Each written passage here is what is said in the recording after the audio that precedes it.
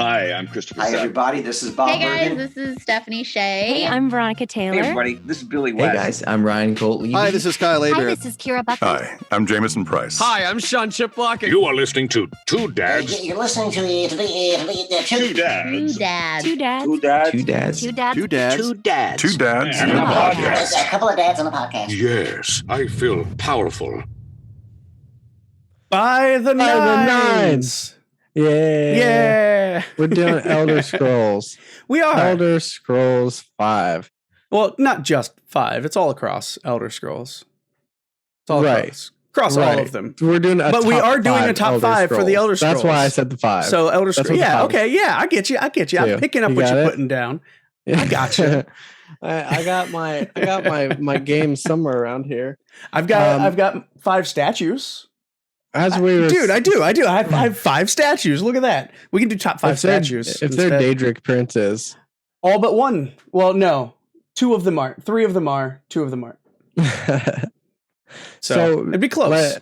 As you were saying during the first 5 times we tried to record this Yeah. intro, we have logged thousands of hours between the two of us playing these games. We have. We've played our fair share. We've played your fair share as well.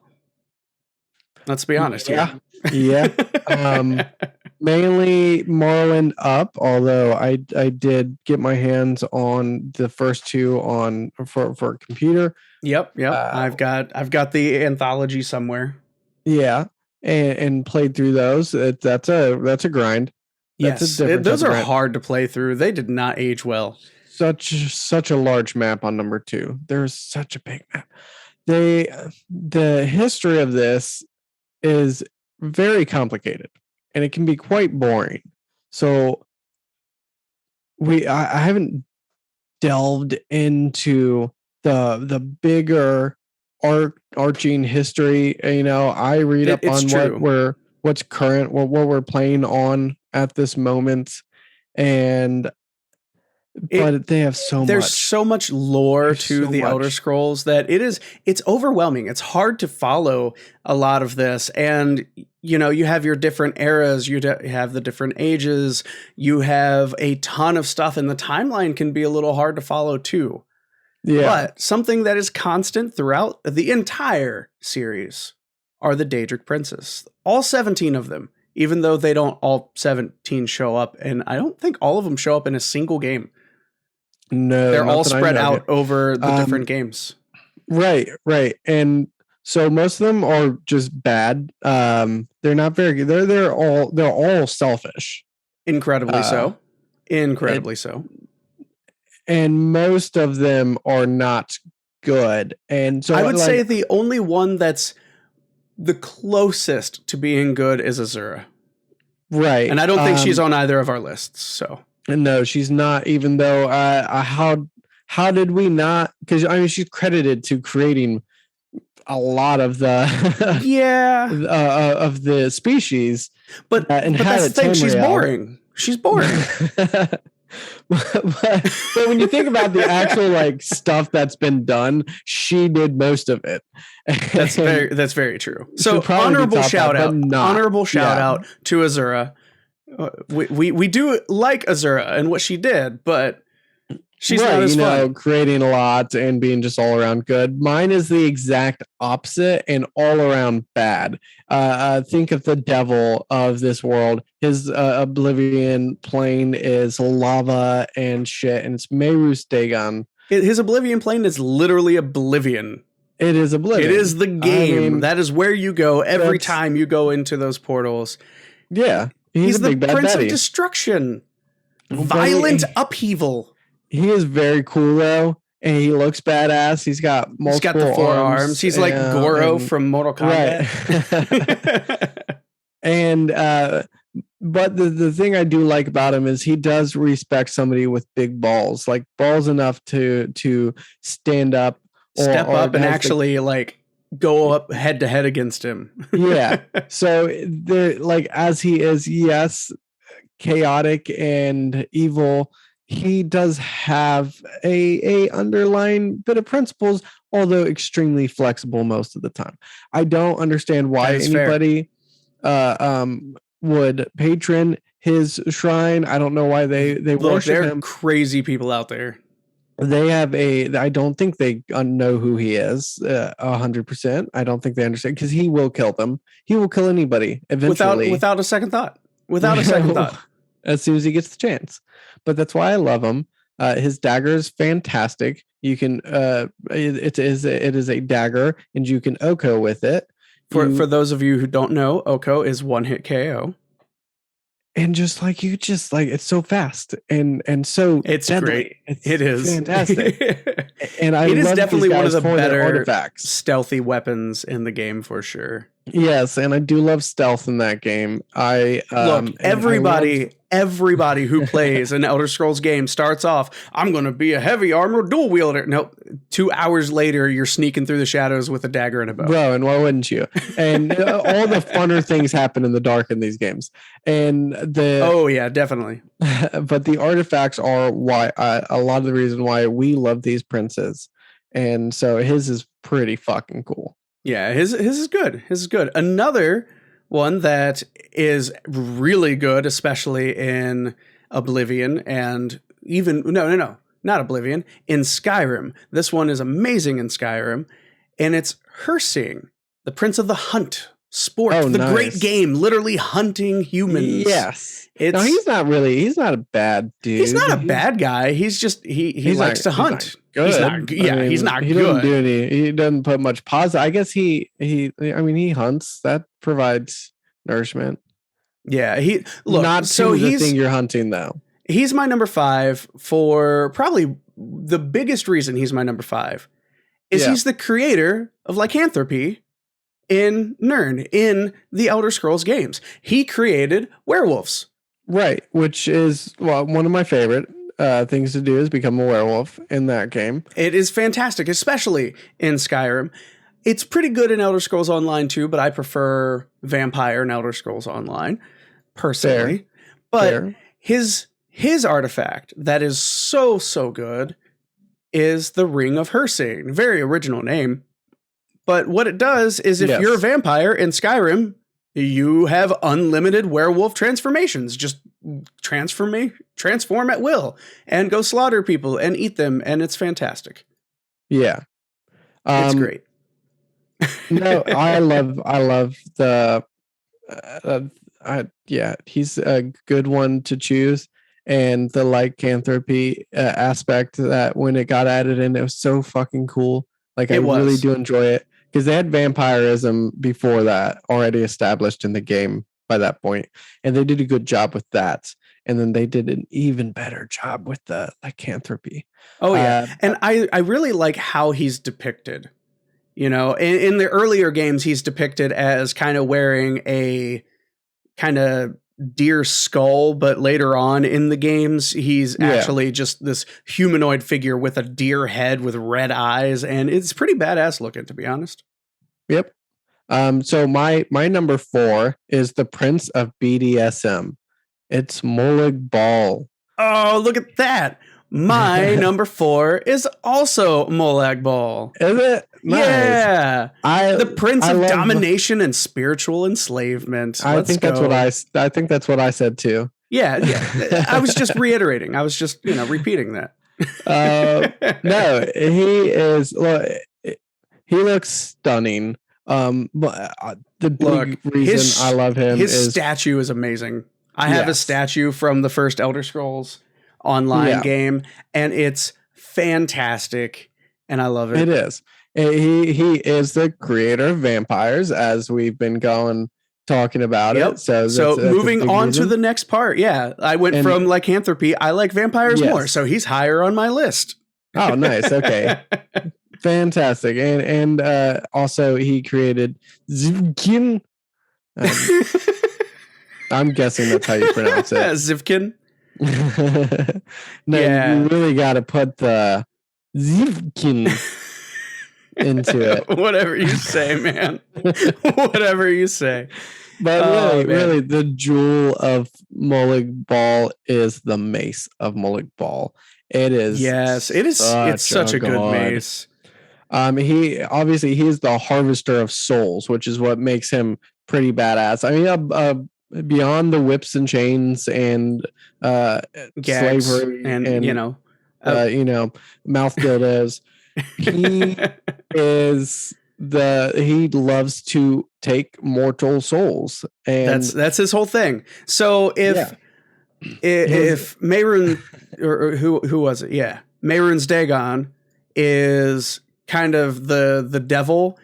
Yeah. Let's move on to more of a Greek mythology with Molag Bal, and he's more like Hades, who's collecting souls for sure. the underworld, and I love it. His underworld, his plane of oblivion, is the most fucking like gothic, creepy. Man, shit. Cold Harbor is fantastic, and that's where a lot of Elder Scrolls Online takes place. Yeah, and it's great. I enjoy what they did with it, how it plays through the story with him being the main bad guy of ESO was so cool. Like I loved every bit of it.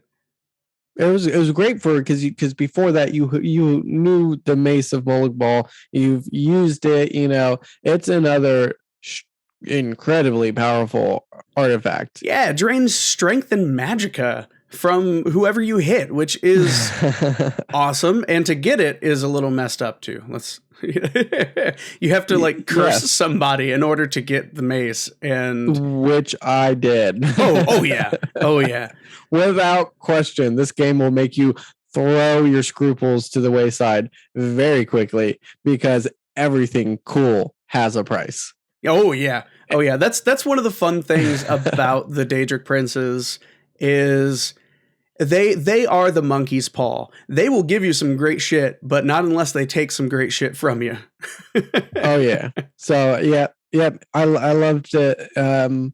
He's a great bad guy. He's a great guy to dislike, and he created vampirism. Like I love being a vampire in the games, and even I do enjoy it. Even in Elder Scrolls Online and in Skyrim, there were additional like DLC that focused on vampirism, and those were some of the most badass DLCs I've played. I loved getting the new stuff for them. Yeah. The Elder Scrolls DLCs have not really ever been a letdown yet. Honestly, sometimes they're more fun than the base game. Depending on which one it is. Fair. So, we can move on to my number three, which is not a bad Daedric Prince. Somewhat good a lot of the times, and it's Meridia. Oh, nice. This obviously Meridia is most of the time depicted as a female. She's all about energies and shit like that. Energies of all living things. She's the enemy of the undead. She's all about life. She is big in the Khajiit world. They love her.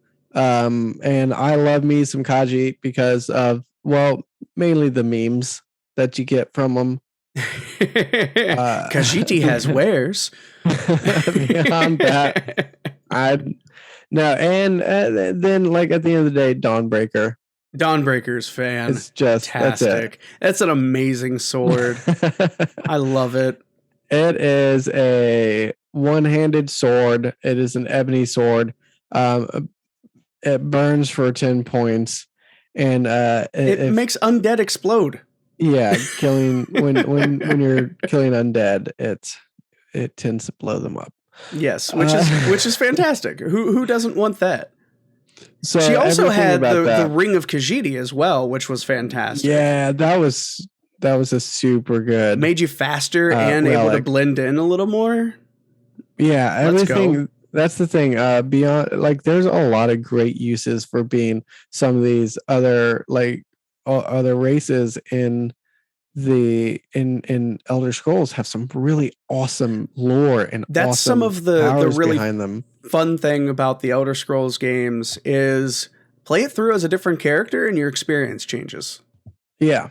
And I love that element of these games. That's what gives half of the replayability is play it through as a different race And Yeah. different things will open up and different things will happen. Different people will And say different things. will close down also. That's very true. They did not shy away from racism in this game. They did not. Very much made it a part of the reality that we know. And but this Daedric Prince in particular, I don't like the good ones very often because they're more boring. They're usually a little boring, yeah. But And she's Meridia, not not the as best, much. but she is great, and the stuff you get with her is fantastic. And I love her Artifacts, statue man. in the game. Yeah. I really want them to come out with that as a statue I can collect. Come on, ESO, come out with another physical collector's edition so I can get another statue. They haven't done that in the Right. last couple DLC, which makes me mad. Oh no shit! Yeah. That's terrible. Yeah, it's but rude. no. It's rude is what it is. That's I like this one. She's good. Like I said, the artifacts, man. The artifacts get me every time. Well, I kind of went the opposite of what you went for my number 3. And I went with the Prince of the Night and Darkness, Nocturnal. Oh, sweet. Because Yeah. that Nocturnal got edged off my list just barely, and I bit because So she for ended Meridia, up. but I do love. Yes. So she ended up on my list mostly because of the whole Thieves Guild quest line that involves her with the Gray Fox. Yeah, That is such a I cool love the quest Thieves line. Guild. The Gray Fox cowl is probably one of the best things you can get in the games. Oh, It for sure. increases your carry weight by 200 points, life detection constantly, and it fortifies your sneak. That's amazing. That is Honestly, absolutely amazing. Even without the life detection, it's still one of the best things you can get. For the mere fact that, especially as a thief, that makes when you make your gold fencing, you need the extra Let weight. me And carry the as sneak- much shit as possible. Yeah, Let's go. and you're carrying like 1,000 pounds of shit, and you're still light as a feather, and You can still sprint and stuff. Yeah. Video game logic. It's amazing. But yeah, I love that quest line, and she's so badass looking too. She is exactly what you would imagine. You know, there's one depiction of her where she almost, if you're familiar with Magic the Gathering, she almost looks like Liliana with these black crows and this, hood and shit on there. It's great. And she's not just the Prince of Darkness, but she's also the Prince of Luck as well. So she brings shadow, but she brings luck. She also And I might like that. be the sister of Azura, rumored. And it's That's right. very possible. She's also considered widely considered the oldest of the Daedric Princes, which makes her one of the more powerful ones. So she's great. And I say she, and we're using gendered pronouns for this, when in reality, none of the Daedric Princes have a specific They don't gender. have a gender. They can show up and look however they want to. They Yeah. just choose to look specific ways. And also a lot of the NPCs in the game will attach an identity. Yes. So that's Based on how they come why in. we are referring to the princes like that, just as a heads up, because some of them are a little bit more androgynous than others. Yeah. So my next, what am I on? Number 2 now? I did the BDSM one, so it's only right that I do the Lord of Pleasure, Hedonism, and Debauchery. It is Sanguine. Oh my God. My number 2 is Sanguine. Is it? Yeah. Sanguine is great. He is the 7 deadly sins incarnate. He is gluttony, sloths, and he wants you to indulge in everything you can. Yes, he does. Indulge in your darker side. And honestly, he is my number 2 for one big reason. And it's the quest line he gives you. Oh, yeah. In order to get the Sanguine Rose, in Skyrim, you have to go on the most ridiculous quest line I have played in a game, and it's A Night to Remember. And I don't want to spoil it for this really freaking old game, this, 11-year-old game at this point? Game now, yeah. Yeah. No, it's great. You marry a goat, and that's all I got to tell you. You marry a goat. The Sanguine Rose really isn't like all that fantastic. It's pretty, but it is pretty good. Being able to summon a Daedra that is somewhat leveled to what you are is pretty damn good. It's pretty dang good, but it runs out real fast. If you're not careful. But if you're a magic user and you're doing that sort of run, the Sanguine Rose is an amazing thing to have, especially if you focus on summoning things. Having an extra one out there that doesn't use a normal slot is fantastic.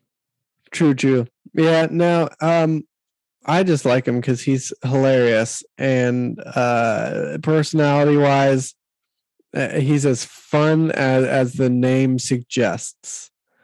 He is. And he actually is one of the Daedric Princes that looks the closest to the other Daedra. Yeah. He almost looks like a normal Daedra, and I like that about him because it puts him closer to kind of their race almost. Right. And he's a joker. He's hilarious. It's entertaining to me. That's why he's up there for me. Look, he's got a spell that removes the clothing from everyone within its radius. How much better can you be? Well, you can be better. Oh, man. You could be my number one. You could, which I'm pretty positive is my number one as well, because it cannot be any other. Mine is Sheogorath. Yep. It had to be. It has to be Sheogorath. He is honestly the most memed. He is the most well-known Daedric Prince. He's even more entertaining somehow than Sanguine. He has so many artifacts, and most of them are just the silliest things. Oh, and they're not just silly, but they actually are really good. He's the Prince of Madness. He has no known motives. He doesn't have motives. He just does it because he can. Shivering Isles was one of the best expansions to a game that I've to any game played. Just about. I loved how they split the domain into the two different sides. I loved how at the end of it you find out that he is one and the same with Jiggalag, who's the Prince of Order and Destruction. And they cursed Jiggalag to turn into Sheogorath, and then you killed to defeat Jiggalag, and you become Sheogorath. I am my number one prince. Yeah, that was the funnest fucking shit, man. And it comes with so many fucking cool stuff. Like the Wabbajack right there alone is worth it. Is the best freaking weapon pretty much ever. Yeah. And it's great. It has so many different effects, and they're all random. They can transform enemies into different animals or creatures, or even harder enemies sometimes. Right. It can turn things invisible. It can turn the enemy invisible. It can summon Dremora. It's so random, and it kept that form factor in pretty much every game it's in. Even in Elder Scrolls Online, it does the same kinds of things. And that being in an MMO is wonderful. Absolutely wonderful. And he's got also a fork is one of his artifacts. Yes. A spear, a staff. Oh, man. The Fork of Horlipilation is quite the name, honestly. And it honestly doesn't even really do anything. It hurts you. It stunts your magicka. It doesn't do anything. That's like the Staff of Sheogorath voice of Sheogorath for 75 feet for 15 seconds on target. Yeah, like literally just telling everybody, hold! Yeah. It's it's wonderful. And I look, love him. who can forget? Cheese for everyone! Or no one. Oh, he's great. I'm great because he is me. I am Sheogorath. We all are. And amazing. What I really, really love about that too is it actually references the fact that the hero of Kvatch turns into Sheogorath in Skyrim with some of the dialogue choices and stuff. It's really, really cool. I love how they don't shy away from that is the actual lore. That is actually what happened in the canon of the game. It's great. I love that he's the main antagonist in Elder Scrolls Online. I love that at some point for some of the stuff. Yeah, I love the Mages Guild quest line specifically. Yeah, for the Mages Guild. That's why I love it, because I hate the Mages Guild. They're all pompous assholes. They are pretty pompous. Thieves Guild all the way. That's right. I love that he has done all sorts of just random shit. He's helped for bad guys. He's helped heroes save the day just randomly because he can. He is the Prince of Madness. That's what he does. It doesn't matter. It doesn't matter to him. Look, if he thinks of something and he's like, ooh, that'd be fun, he does it. That's it. That's his whole motivation is, oh, that sounds like fun. Let's do this. Never mind. Yeah. It's great. Way back when he was a worshipped by the Dunmer. More recently, during the Morrowind times, he was made one of the four. They called him the four corners of the House of Troubles. Which, well, I mean, probably accurate.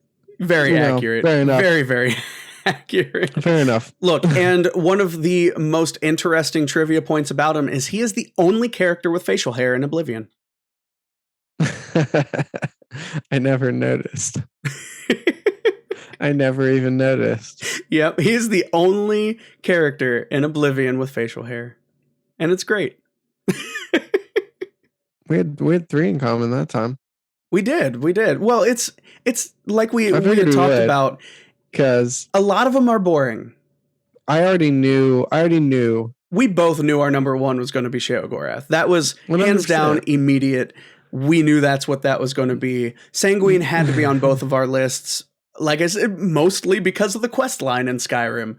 That is just over the top. And that's the thing, is when the ones that are more deeply involved with the games, you get to know, they give them that personality, they give you that attachment. And for Sheogorath, they just made him fun as hell. Like, they did. Why would you not? They did. Look, the entire Shivering Isles could have been its own game. It was practically standalone from Oblivion. And like I said, having Mania and Dementia, the two different sides of his realm, and his Chamberlain, Haskill, is fantastic. He is wonderful. He's so calm and collected in comparison, and it's so drastically opposite. But he loves Sheogorath. It's great. Yep, you just made it too appealing. You made him too appealing. So there it is. There's our top 5. Yeah. There's our Elder Scrolls 5. If you have another Elder Scrolls 5 you want us to do, let us know, and we will do it, because we love the Elder Scrolls series. We do. And play. Maybe we can pick our favorite of the 9. I know that's a much more limited list, but we could maybe do that. We could check out. We could do top 5 weapons. We would have to do that by game. There's no way we can do that for the entire series. Right.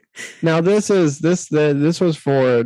So we did this one this week, mainly because very recently the modding community for Skyrim has I say officially launched, because, it's a mod, it's not official, but there is now a mod for PC for Skyrim multiplayer.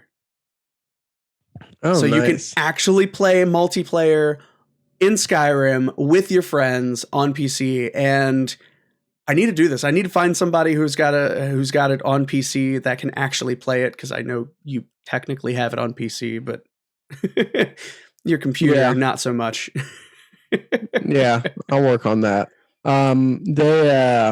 They did drop the trailer for Elder Scrolls 6 this past month or two. Was it a bigger trailer, or was it just the tease? Because I know they had the one tease. Okay, so I know they had the little tease. Hopefully we get that within the next year or so. I am so looking forward to more core Elder Scrolls. I loved online. I still enjoy online. I need more core story. Yeah, for sure. Me too. Where do you think number 6 goes? Oh man, they've got so many places they could go with that. A lot of people, and I'm one of those people, I really hope it kind of goes into the Argonian homeland. Okay. That would be really, really cool. Going, oh man, because they've already gone to a couple places with Daggerfall and Arena. Yeah. Yeah, I don't know, man. Maybe we could find the origins of the lusty Argonian. I did guess Skyrim this last time. I was correct on that. And as much as I miss, exploring, Morrowind, I would say probably go to High Rock. High Rock would be cool. I think that'd be the easiest. Because if you're trying to sell on people, you want to go to High Rock. I like Somerset Isles and Valenwood. Yeah. I don't know, man. There's so many places they could go still that anywhere they go, I know we're going to enjoy it. I know we will. For sure. Yeah. And wherever they go, I'm just excited to play more Elder Scrolls. And guys, next time on Two Dads and a Podcast. Next time, we're going to talk about some of our favorite anime series that should be made into a live action movie. Yes. Despite all the hate around the live action stuff, if done right, as in the way they did Rurouni Kenshin, these could be amazing, especially with some of the special effects we can do nowadays. And I